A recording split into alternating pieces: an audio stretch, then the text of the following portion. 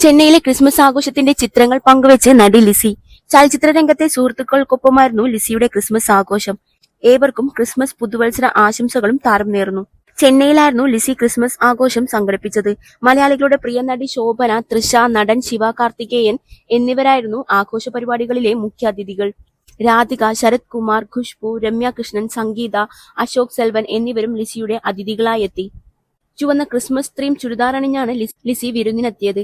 കേക്കും വൈനും വിഭവങ്ങളുമായുള്ള താരങ്ങളുടെ ക്രിസ്മസ് ആഘോഷത്തിന് ആരാധകരും ആശംസകൾ നേർന്നു.